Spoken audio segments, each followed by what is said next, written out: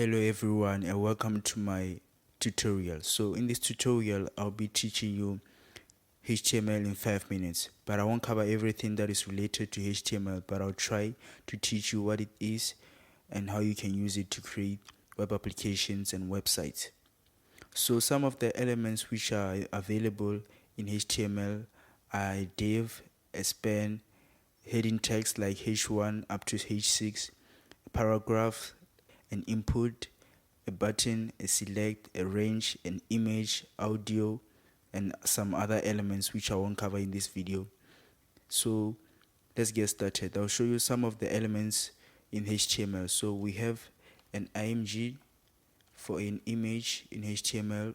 So to create an image, you just say, to insert an image in a website, you just use the img tag.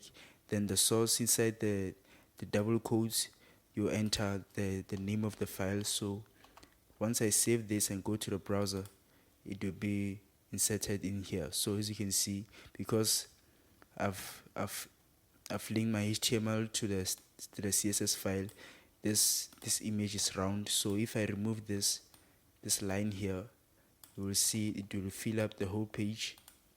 So as you can see, that's the image. But if we add CSS and add some styling onto it, it will look something like round like that.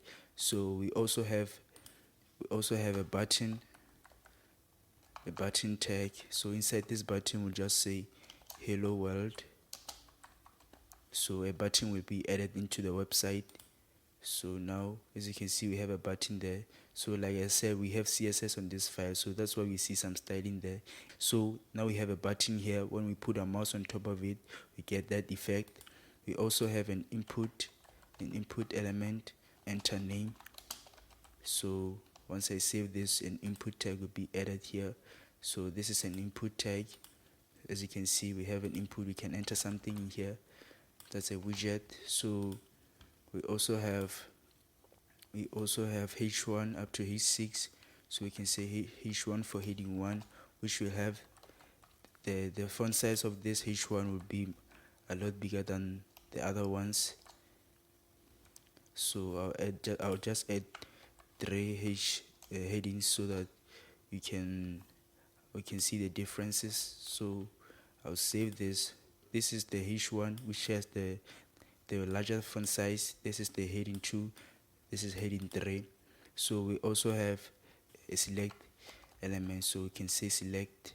Then inside here we can add an option. So I'll say option value will be name. Then here I can say name inside. Then I can duplicate this real quick so that we can see this. So I'll duplicate this 3 more times. Then I'll say age. Then I'll say address.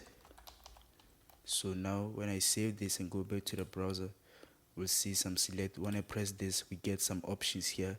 This is another widget. It is the select widget. As you can see, we can click on this, then it changes. Click on that, then it changes. So another property that is available it is the div. So we can add a div here and say hello cat. Then I can save this. Then it is basically a box that is inserted in here. So we have that div there. We also have span. So I can also add a span, which is another property, another element rather. So this is a span. Let me remove this span. Then inside here I'll just say span. Then in here I'll just say div so that you can see the differences. Then I'll say div in here. So let me save this and go back to the browser.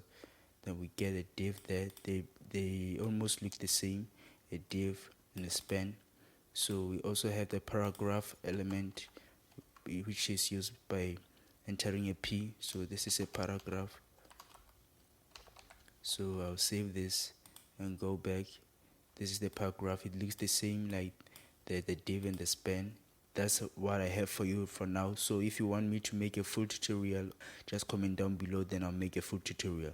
So thank you guys for watching. Bye.